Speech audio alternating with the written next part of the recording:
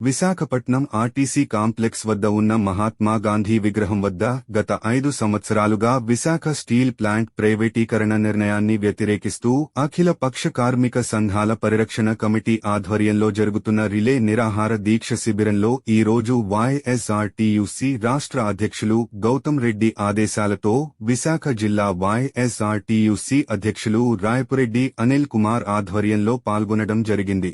ఈ కార్యక్రమానికి ముఖ్య అతిథులుగా వైఎస్ఆర్టీయూసీ రాష్ట్ర జోనల్ అధ్యక్షులు మాజీ corporator PV Suresh, Visakha steel plant ప్రధాన కార్యదర్శి డివిఆర్ పాల్గొనడం జరిగింది।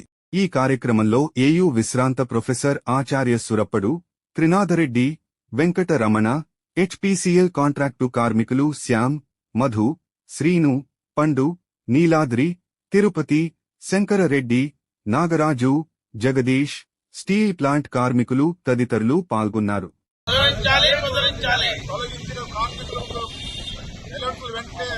సంవత్సరాల నుంచి కూడా విశాఖ స్టీల్ ప్లాంట్ ప్రైవేటీకరణ వ్యతిరేకిస్తూ అఖిలపక్ష కార్మిక సంఘాల ఆధ్వర్యంలో జరుగుతున్న రిలే నిరాహారదీక్షలో ఈరోజు వైఎస్ఆర్టీయూసీ పాల్గొనడం జరిగింది। ఈరోజు ఈ కార్యక్రమం జిల్లా అధ్యక్షులు అనిల్ కుమార్ ఆధ్వర్యంలో ముఖ్య అతిథులుగా నేను సురేష్ జోనల్ అధ్యక్షుడిని, అదేవిధంగా steel plant general secretary DVR గారు, అదేవిధంగా తదితర నాయకులు, కార్మిక సోదరులు, నాయకులు కూడా పాల్గొనడం జరిగింది। ముఖ్యంగా మా అందరి ఉద్దేశం ఒకే ఒకటి, ఏదైతే కేంద్ర రాష్ట్ర ప్రభుత్వాలు 2021 జనవరిలో ఒక నిర్ణయం తీసుకున్నారు దీపం పథకం కింద 100% డిజిటలైజేషన్, దానికి ఏదైతే ఎఫ్ఐఎస్ కమిటీ ఉందో దాని అధ్యక్షులు ఎవరు? ప్రధానమంత్రి మోడీ గారు అధ్యక్షత ఉన్న ఎఫ్ఐఎస్ కమిటీ తీసుకున్న నిర్ణయాన్ని వెంటనే వెనక్కి తీసుకోవాలి। ఇక్కడ ఏం చెప్తున్నారు? స్టీల్ ప్లాంట్ కి మంత్రులు వచ్చి, కేంద్ర మంత్రులు వచ్చి స్టీల్ ప్లాంట్ ప్రైవేటీకరణ జరగదు, ఆగిపోయింది అంటున్నారు। మరి ఆగిపోయిందని చెప్తున్నప్పుడు కేంద్ర ప్రభుత్వం మోడీ గారి అధ్యక్షత నిర్ణయం ఏదైతే తీసుకుందో ఆ నిర్ణయాన్ని ముందుగా వెనక తీసుకుని అప్పుడు ఆగిపోయిందని చెప్తే కార్మికులు అందరూ నమ్ముతారు। అది చేయకుండా కల్లబొల్లి మాటలు చెప్తారు కేంద్ర రాష్ట్ర ప్రభుత్వాలు। గత 5 సంవత్సరాల నుంచి కూడా అక్కడ టెంట్ వేసుకుని, స్టీల్ ప్లాంట్ దగ్గర టెంట్ వేసుకుని ఉద్యమం చేస్తుంటే ఆ టెంట్ను కూడా ఈ ప్రభుత్వం వచ్చిన తర్వాత, ముఖ్యంగా కూటమి ప్రభుత్వం వచ్చిన తర్వాత టెంట్ను తొలగించేశారు। మళ్ళా వేసుకోవడానికి కూడా అవకాశం లేకుండా దుర్మార్గమైన ఆలోచన చేసి ఈ రోజుకి వేసుకోండి।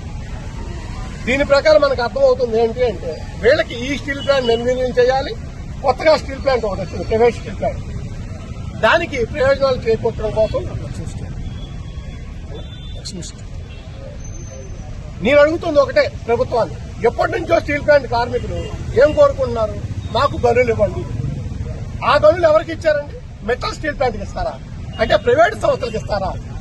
32 మంది ప్రాణత్యాగం చేసుకుని సాధించుకున్న స్టీల్ ప్లాంట్కి కాదని, ప్రభుత్వ స్టీల్ ప్లాంట్ని కాదని ప్రైవేటు గనులు అక్కడ కేటాయించడం కానీ, వేల కోట్ల రూపాయలు వాళ్ళకి ప్రయోజనం వచ్చేట్టుగా చేయడం కానీ చూస్తుంటే ఈ స్టీల్ ప్లాంట్ ని ఏదో విధంగా నిర్వీర్యం చేయాలి। మొన్న ఈ డిపార్ట్మెంట్స్ అన్ని ఈఓఐ ద్వారా ఇవన్నిటిని కూడా అమ్మేస్తూ ఉన్నారు ఒక పక్కన। ఇలా చేసే పనులు ఎలా ఉన్నాయంటే, మనిషిలో పార్ట్లన్నీ సెపరేట్ గా అమ్మేస్తాం, కానీ మనిషి మటుకు బెడ్ మీద పడుకోబెడతాం అన్నట్టుగా, లేకపోతే కారులో ఇంజిన్ అమ్మేస్తాం, స్పేర్ పార్ట్స్, గేర్ బాక్స్ అమ్మేస్తాం, క్లచ్ ప్లేట్లు అమ్మేస్తాం, టైర్లు అమ్మేస్తాం, కానీ కారు మాత్రం అమ్మం అన్నట్టుగా స్టీల్ ప్లాంట్ చేయడం చాలా దుర్మార్గం। మేమందరం కోరుకున్నది ఒకటే, వెంటనే అక్కడ కార్మికులకు కూడా ఈ రోజున భారీ క్యారేజీ కట్టి కాంట్రాక్ట్ కార్మికులు డ్యూటీకి వస్తాయి। వచ్చిన తర్వాత గేట్ దగ్గరికి వచ్చిన తర్వాత ఎవరైనా లోనికి వెళ్లాలంటే పంచి చేయాలి, పంచ్ అవ్వదు। ఎందుకు అవ్వదంటే వాళ్ళు తీసేసారు। ఎక్కడైనా భారతదేశంలో ఎక్కడైనా ఏ సంస్థ అయినా వితౌట్ నోటీస్ కార్మికులు తీసేశారా? ఇంత దుర్మార్గంగా ఈ కేంద్ర రాష్ట్ర ప్రభుత్వాలు ప్రవర్తిస్తున్నాయి। ఏదైతే 5,000 నుంచి 6,000 మంది కాంట్రాక్ట్ కార్మికులు తొలగించారో వారిని వెంటనే విధుల్లోకి తీసుకోవాలి। అదేవిధంగా నిర్వాసితులకు కూడా చాలా మందికి ఆర్ కార్డులు ఇచ్చారు, వాళ్ళకు ఉద్యోగాలు తిరిగి కల్పించాలి। ఏదైతే ఇప్పుడు పర్మనెంట్ ఎంప్లాయీస్ ఉన్నారో వాళ్ళందరూ కూడా భయభ్రాంతులు గుర్చే జీతాలు కూడా పూర్తిగా ఇవ్వట్లేదు। ఒక పక్క ప్రాఫిట్స్ వస్తున్నాయని చెప్తున్నారు, సంతోషం, కానీ ఇప్పుడే చెప్తారు అంటే పర్సంటేజ్ పెట్టారు, వర్క్ ఎంత చేశారో అంతే ఇస్తారు। ఒక్కొక్క డిపార్ట్మెంట్ కి ఒక్కొక్క రకంగా కట్ చేసి ఇస్తున్నారు జీతాలు, ఎప్పుడు లేదు చరిత్రలో, ఏ సంస్థ ఇలా చేయదు। కానీ వీళ్ళ ఆలోచన ఏంటంటే కార్మికులు ఏదో రకంగా భయభ్రాంతులు చేసి మొత్తం నిర్వీర్యం చేసేయాలి, వీళ్ళందరూ బయటికి తోసేయాలి, ఇది ప్రైవేటైజేషన్ చేయాలని ఆలోచనలో ఉన్నారు। మేము ఇప్పుడు రాష్ట్ర ప్రభుత్వం కోరుకుంటున్నాం, ఏం కోరుకుంటున్నామంటే మన రాష్ట్ర ప్రభుత్వ ఎంపీలు కనుక లేకపోతే, కూటమి ప్రభుత్వ ఎంపీలు లేకపోతే కేంద్ర ప్రభుత్వం పడిపోయే పరిస్థితి ఉంది. కాబట్టి వీరందరూ కూడా ముఖ్యమంత్రి వర్యులు చంద్రబాబు నాయుడు గారు కానీ, ఉప ముఖ్యమంత్రులు కానీ చాలా కబుర్లు చెప్పారు. అదేవిధంగా ప్రస్తుతం రాష్ట్ర అధ్యక్షులు పల్లా శ్రీనివాస్ గారు కూడా ఆ రోజు నిరాహారదీక్ష కూడా చేశారు.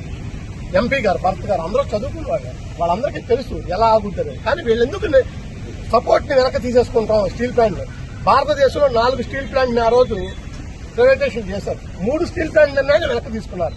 మన విశాఖ స్టీల్ ప్లాంట్ నిర్ణయాన్ని మాత్రం వెనక తీసుకోవట్లేదు. దీనికి కారణం ఏంటి? మన ఎంపీలు వాళ్ళని డిమాండ్ చేయట్లేదు. కాబట్టి మేము హంబుల్ రిక్వెస్ట్ చేస్తుంది ముఖ్యమంత్రిని కానీ వీళ్ళందరినీ కూడా, పెద్దలందరినీ, మీరందరూ గట్టిగా నిలబడి మీరు కనుక స్టీల్ ప్లాంట్ పై నిర్ణయం వెనక తీసుకోకపోతే మేము మా సపోర్ట్ ఇస్తుందని చెప్పాలని కోరుతున్నాం. విశాఖపట్నం స్టీల్ ప్లాంట్ ప్రైవేట్ ఆపాలి ఆపాలి విశాఖపట్నం స్టీల్ ప్లాంట్ ప్రైవేట్ ఆపాలి ఆపాలి విశాఖపట్నం స్టీల్ ప్లాంట్ ప్రైవేట్ ఆపాలి ఆపాలి కాపాడుకుంటాం విశాఖపట్నం స్టీల్ ప్లాంట్ ను, కాపాడుకుందాం కాపాడుకుందాం కాపాడుకుంటాం విశాఖపట్నం స్టీల్ ప్లాంట్ ను, కాపాడుకుందాం కాపాడుకుందాం తొలగించిన కాంట్రాక్ట్ కార్మికులు వెంటనే విధుల్లోకి తీసుకోవాలి. తీసుకోవాలి తీసుకోవాలి తొలగించిన కాంట్రాక్ట్ కార్మికులు వెంటనే విధుల్లోకి తీసుకోవాలి. తీసుకోవాలి తీసుకోవాలి తొలగించిన కాంట్రాక్ట్ కార్మికులు వెంటనే విధుల్లోకి తీసుకోవాలి. తీసుకోవాలి తీసుకోవాలి తొలగించిన ఆర్థిక ప్రయోజనాలు వెంటనే పునరుద్ధరించాలి. ముద్రించాలి ముద్రించాలి తొలగించిన కార్మికులకు వెంటనే